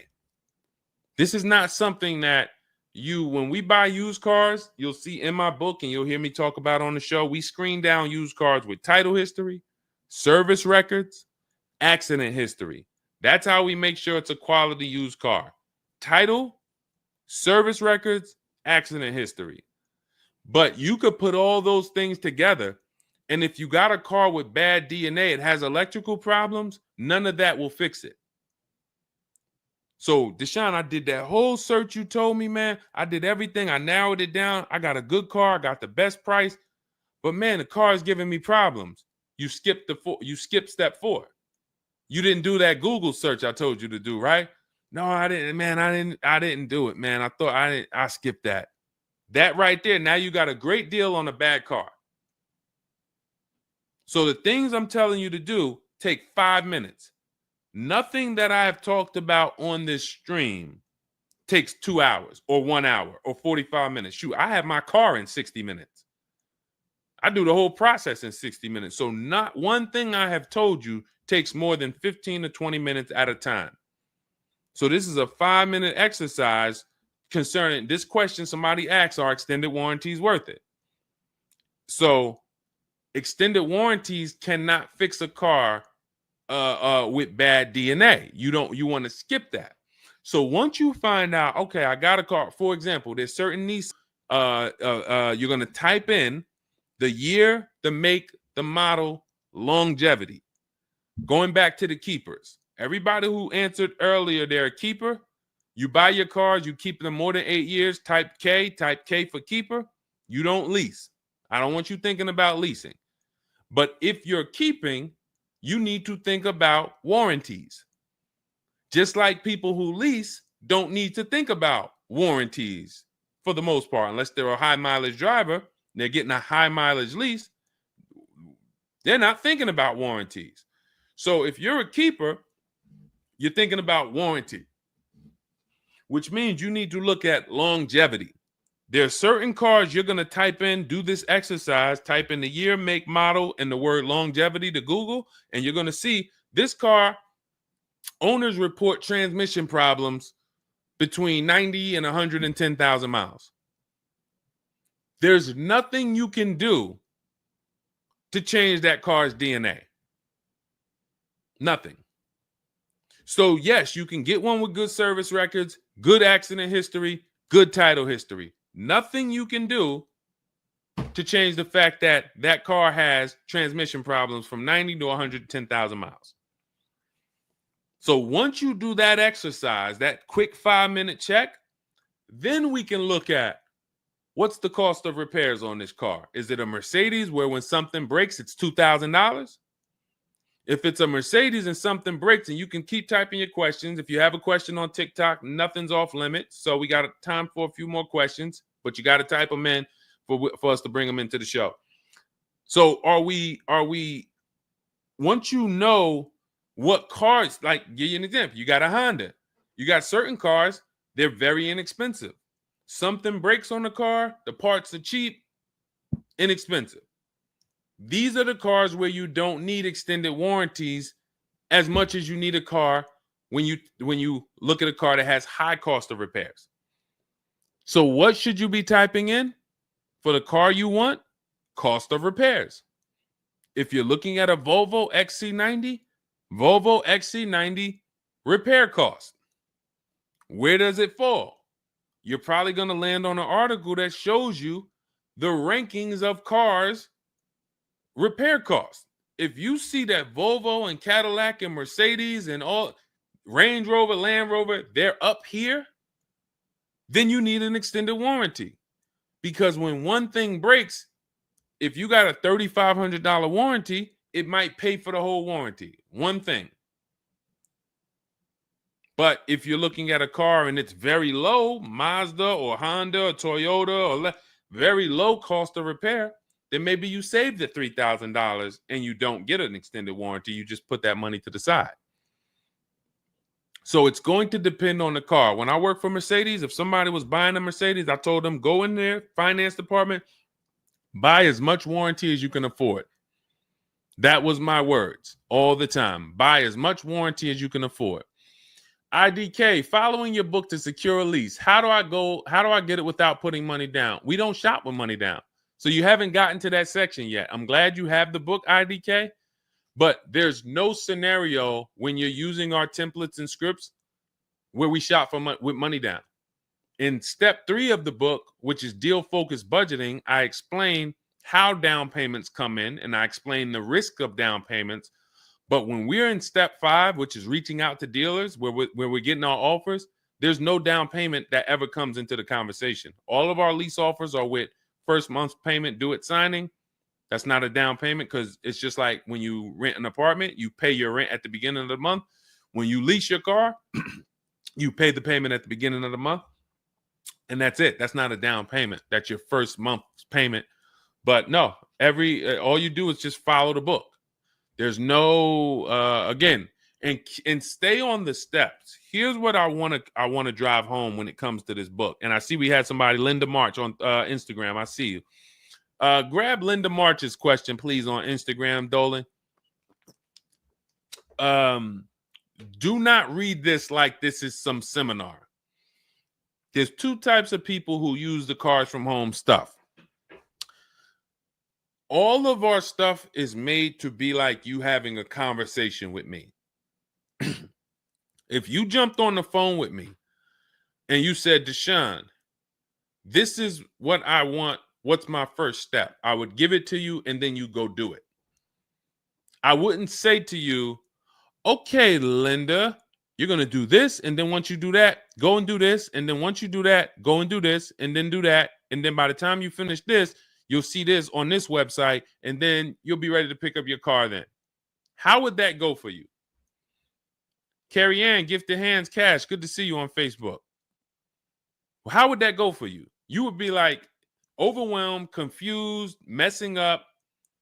That's the way it is when you get my digital book, Cars from Home, and you read it straight through. What you're seeing, all the steps. The last step 7 is delivery or pickup, and I'm congratulating you. You did it. The step before that, we're going over paperwork in the finance department and extended warranties.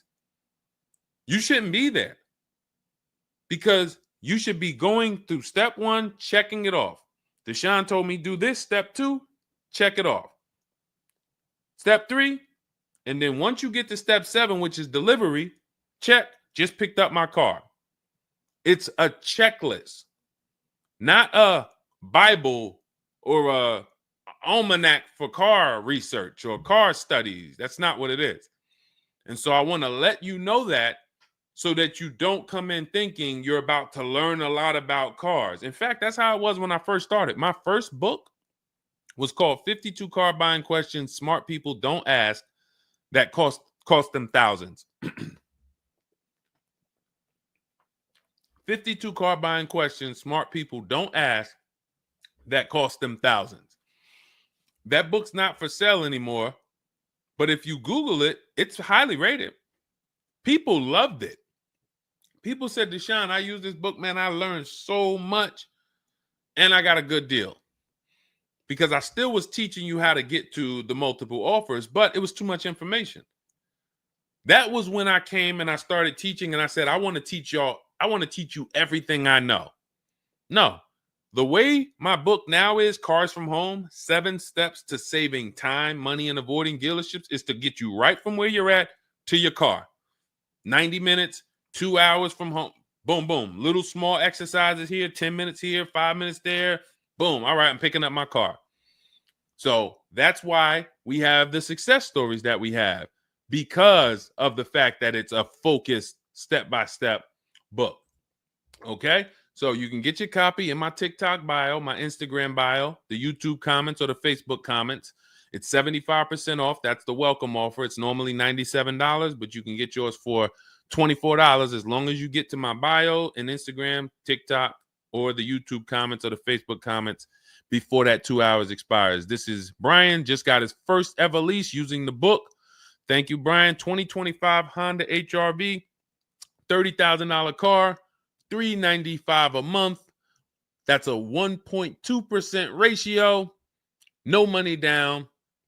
Initial quotes from that dealer was $434, and he used the counter offer calculator and got it down to $395. So that's his best offer, not to be confused with his only offer. That's his best offer that went from $434 down to whatever he ended up paying to get it to 1.2%.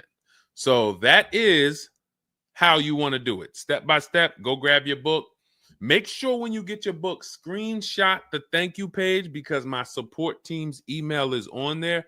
Sometimes you're typing fast, you misspell your email, but as soon as you actually pay the $24 and get your book, you'll see the book is on the thank you page. So you can click that link, open it, save it. Make sure you save that link, because every time I update the book, that link is your master link, and I also email you a copy.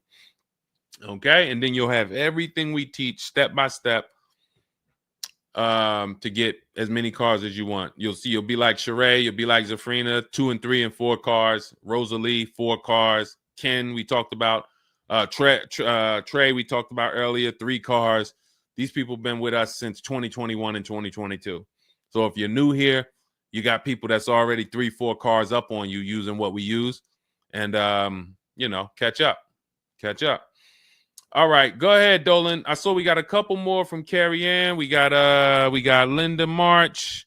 Following your book to secure a lease, how do I get it? Oh, that's what we just answered. We already answered that one from IDK. I saw you grabbed it, but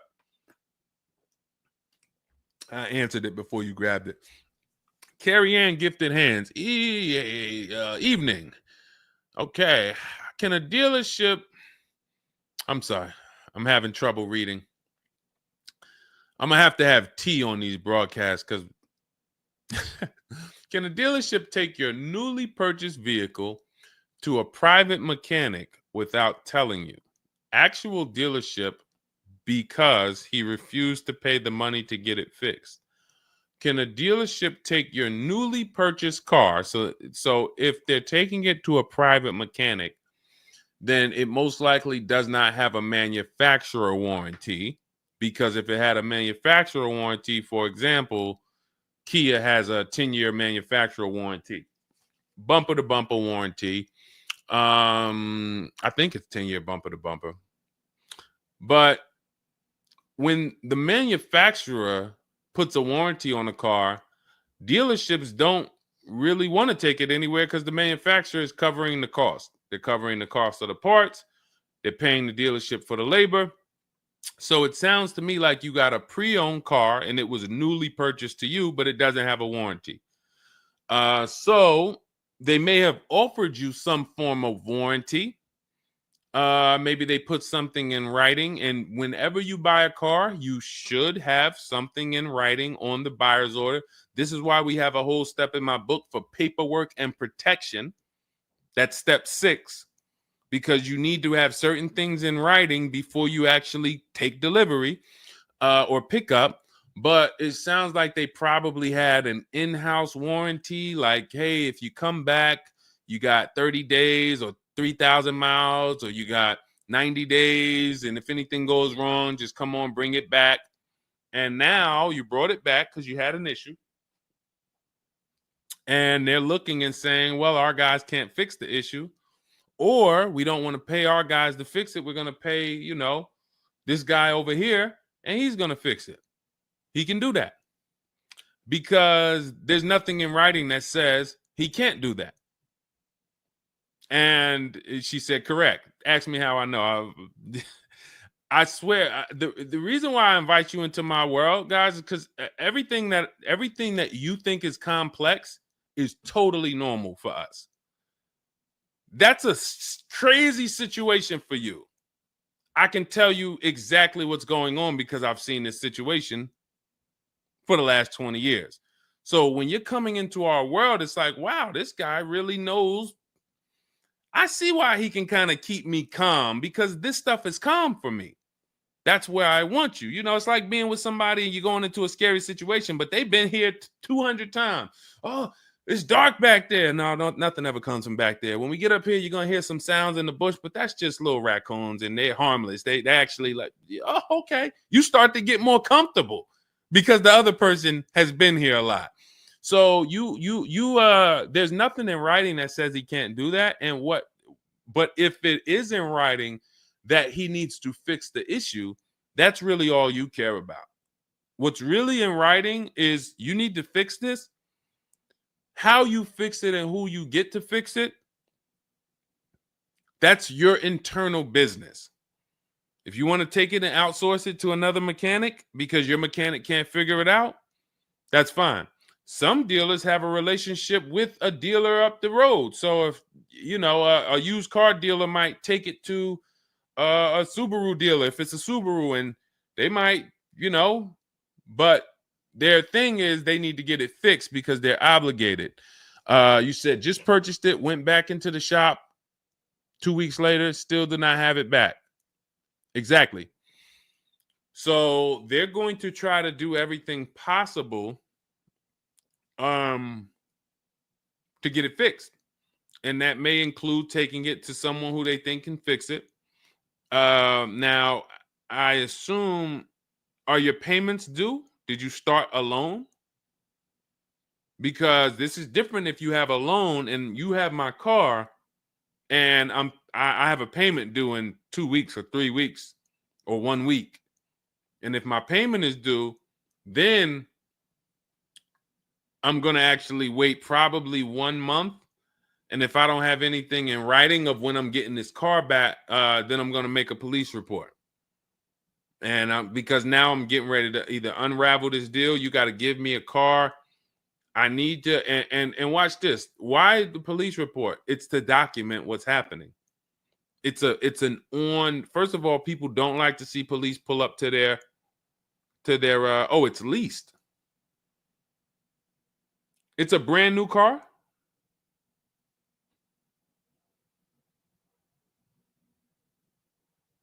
It's a brand new car. Most leases are brand new. In which case, a private mechanic shouldn't be working on a brand new. No, it's used. That's another reason we don't lease used cars. That's uncommon. See, that's what I was saying. Leasing used cars is very uncommon. No competition, warranty issues. This is why it's not a mainstream thing. And this is why it's not something that I recommend. But I don't say it's not possible. Because when people say, oh, Deshone, could you lease a used car? I'm not going to say, no, you can't. But what I'm going to say is we don't. Now, you have is there a warranty in writing? Did they write something on? Because now you pretty much have a payment on a car that's used. What is the warranty? What did they put in writing that they would cover if something went wrong? They had to put something in writing because they're covering it now. You know, or they have to fill some form of obligation. You paid 2 payments, but what warranty did they give you? Was it a certified car? Because that would give you a year warranty from the manufacturer. But again, I don't think you have a manufacturer warranty.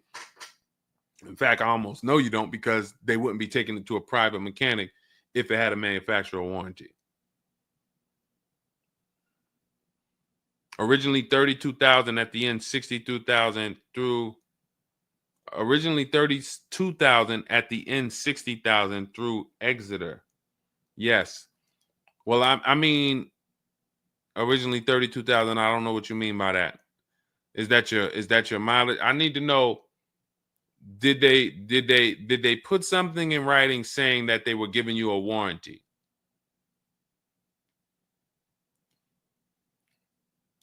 We'll try to work through this,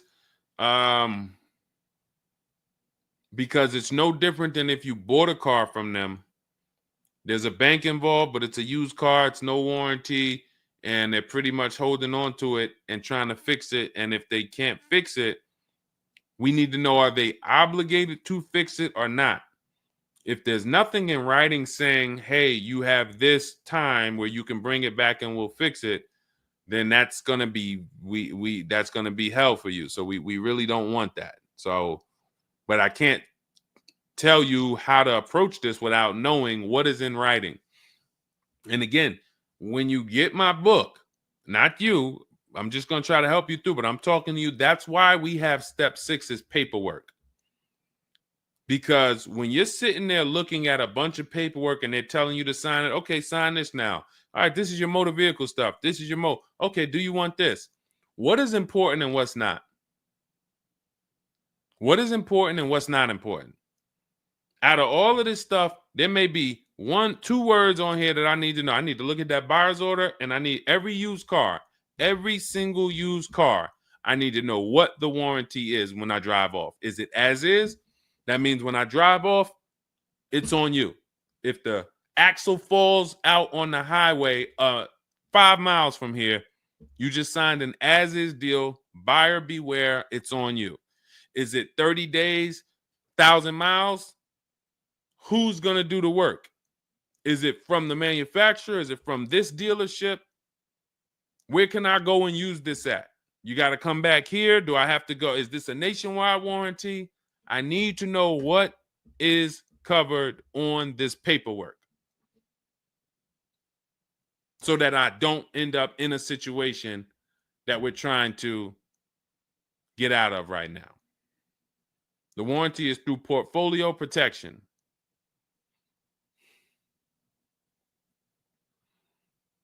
So it's a warranty.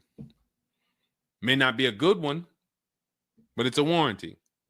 So if there's a warranty, that means they're obligated to fix it. And if they're taking too long to fix it, and I have a payment, did they put you in a loaner car? Are you driving now? What are you driving now?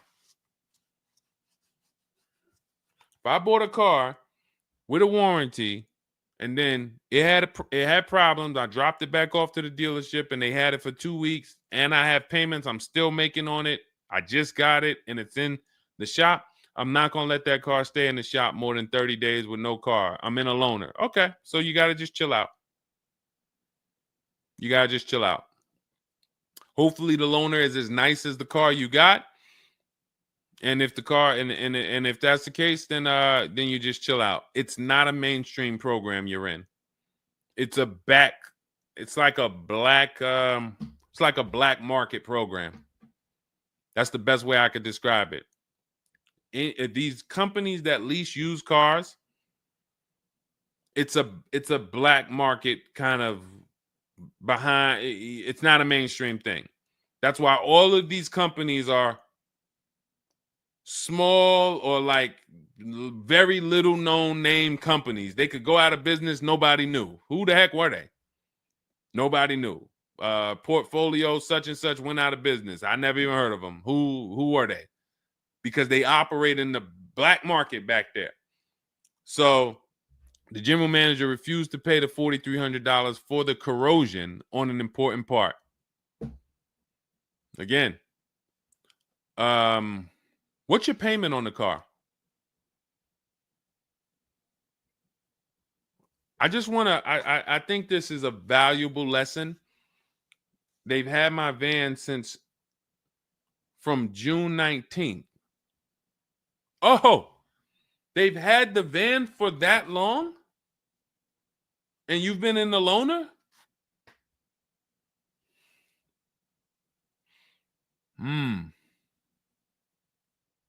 Holy crap. All right, what do I do from you? What's your payment on the car?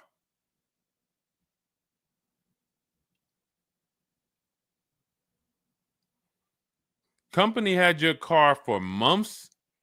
You leased it, dropped it off because it was having problems. They've had it for months and can't fix it. And you're paying $775 a month. What kind of vehicle is this? What kind of vehicle is this that we're paying $775 a month for?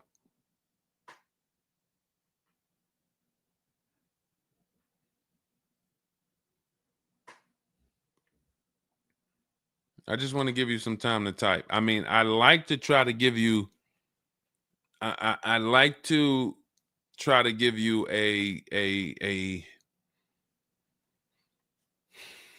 like, what would I do in this situation? And then you have to realize that you can never put yourself in this situation again. Pacifica, a Chrysler Pacifica. It's just getting worse and worse.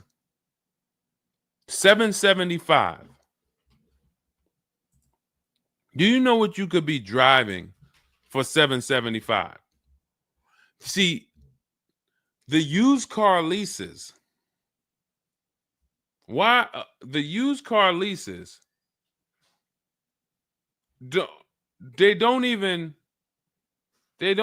make financial. It's not even like a huge financial win. If you'd have told me I'm driving a Chrysler Pacifica and it's $300 a month, $250 a month, then I'd said, okay, well, maybe they're giving you a stupid deal. But I could show you 5 cars for $775 a month that are $80,000 and $90,000 cars, brand new cars. I'm sorry, for $775 a month, I can show you $775, $60,000 cars, $55,000 to $65,000 cars, no money down. I also traded in a Buick and they gave me $2,000 for that. Listen, dear. All right. They want to keep you in the car. God, how can you get out of this car? Oh man. And just so you know, some situations you can't get out of. So it's not like there's always a way out. There are some situations. That's why the reason why I want you to have my book, 7 Steps, Cars from Home, 5-star rated, Google it. The reason why is because you're not going to, once you sign that paperwork, it's not as easy as you've been taught to just get out of it. If it's a bad deal, if it's an overpayment, you go switch your car, it doesn't mean you got out of that deal. You just got out of that car. You rolled over the negative equity to this deal. Car deals are like, once you sign them, the damage is done. And then it's about, all right, what's the best way to get out where I lose the least amount of money on this deal? But I'm going to lose. Negative equity, it's going to be there. So it's much better to arm yourself beforehand than to say, all right, I'm in this situation now. How do I get out of it? Because some situations can't be gotten out of. People used to walk into the dealership, they got 15,000 of negative equity. Oh man, you can't get me in nothing. Can't get you in nothing. Oh, when I put you at this car, you see this car? You like it, right? Yeah, man, I like that. All right, I got you the $450 a month on that car. That's a good payment? Absolutely, man. Come on, I'll take that right now. Okay, now let's bring your $14,000 of negative equity over.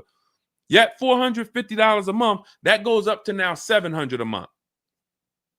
Oh man, shoot, man, yeah, nah, that I can't even afford that. But hey, here's the bad part: even if you could afford it, the bank's not going to approve it. So it doesn't matter if you could afford it because the bank's not going to approve it. So you cannot get out of that car. So that's why you arm yourself now. That's why I'm telling you, before you need a car, before you go sign the paperwork, make sure that you are armed with the right information. So now, if in this particular case, and you have a cosigner, you put a cosigner on here, told us to wait 6 months, and then we can switch owner names and info. Every time I think this can't get worse, you make another comment, and it just gets worse and worse. They called me in yesterday to pick it up, and the same problems were present.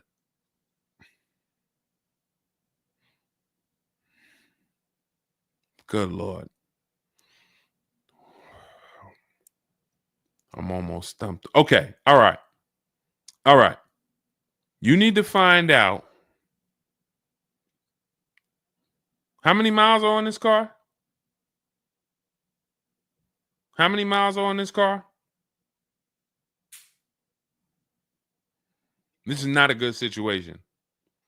So that's why it's harder. And what I'm about to tell you, it might not even work. You may just be stuck in it. I'm trying to see if we can slice it any way possible to give you some form of solution. But if they keep giving you the car back, same issues, 60,000 miles on the car. Okay, so what I would do is I'm gonna call and get the payoff. It's gonna be low. I mean, it's gonna be high. Call and get the payoff because your payment $775. I'm trying to see if you can sell your way out of it. Can you do a lemon law on a used car?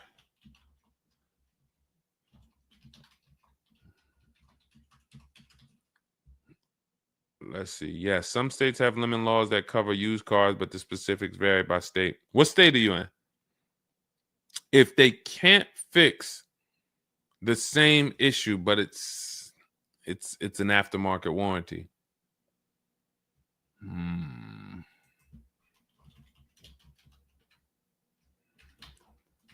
What state are you in?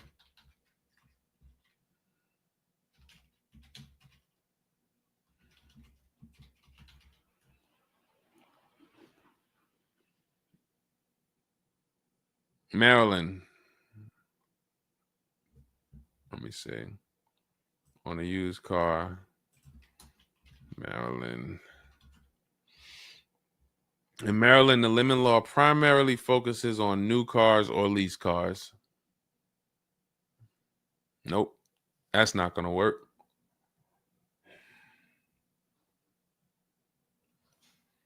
Jeez. I'm gonna be real with you. You could shoot me an email. I don't know if you can get out of this. You know, a contract is binding. You signed a contract. And let me tell you this. I don't know if you can get out of this without losing. You could just stop paying the car, have a repo on your credit. A lot of people will do that. I'm going to drop this car off, take your car back, voluntary repo, credits tore up. Not a good solution. It's going to cripple you from moving forward with cars. It's going to make it hard for you to get your next car. And then when you get a car, it's going to make that deal is going to be bad. Geez, how long is the lease?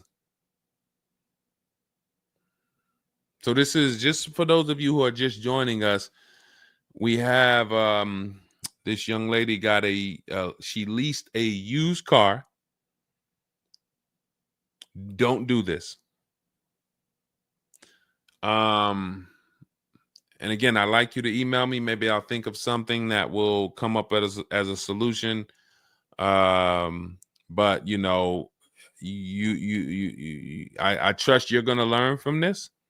It sucks. It's a horrible situation, and it's evidence of how bad certain bad structures can be. Because and again, I know some of you who've joined me for a long time, you may be used to, well, Deshone has a solution for everything. Not everything. There's times where you are too buried, and the only thing that will heal the wounds is time. That's the only thing. The deal is done. You have to pay down the deal.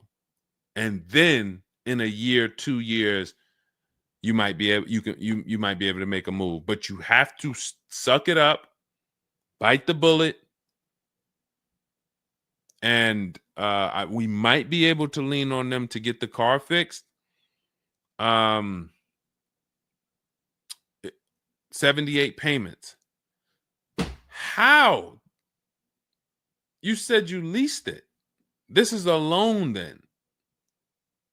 This isn't a lease then. 78 payments. You're in an 80-month loan on a Chrysler Pacifica paying $775 a month.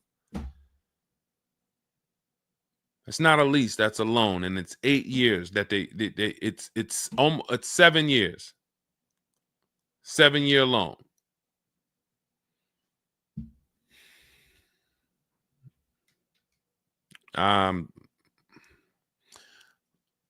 I mean, this is why I do what I do. You know, like, I don't want you thinking, okay, maybe you don't sign, maybe you don't make a mistake that is this serious, but this is cars. When I'm breaking down these big numbers and I'm throwing out these big numbers, oh, this is a $4,000 mistake. Oh, if you don't do this, yep, you're looking at about $4,000 or $5,000 you're gonna leave on the table. You take a loan that's too long, yep, you're gonna overpay by probably about $4,000 or $5,000. That might sound like nothing to you, but how I'm telling you based on me being in dealerships and seeing situations where I'm like, you made a lot of mistakes. You combined all the mistakes and you made them. So I mean, I'm just Jesus. So you're in an 80-month loan, not a lease, and you have $775 a month to pay. You are. So that means that loan, just to give you an idea of how much you've paid, you've been charged for this car. It's $775 a month times 80 is $62,000. So we're paying $62,000 over 8 years, over almost 8 years, or almost 7 years. Wait, 80 months, not 84. So yeah, almost 7 years for a Chrysler Pacifica. So we can't trade out of it. We can't sell our way out of it. That car is probably worth $20,000 at best. 2021 Chrysler Pacifica, 60,000 miles on it. That car is probably worth $20,000. But they charge you're going to end up paying $60,000 for it. Jesus.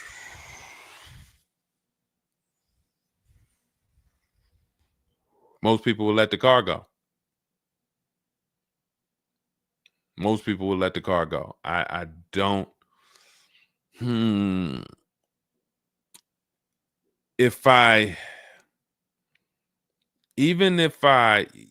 you run your negative equity, that is exactly what it's saying. 62,000. It's exactly what it's saying. $62,400 to be exact, including the $2,000 down payment.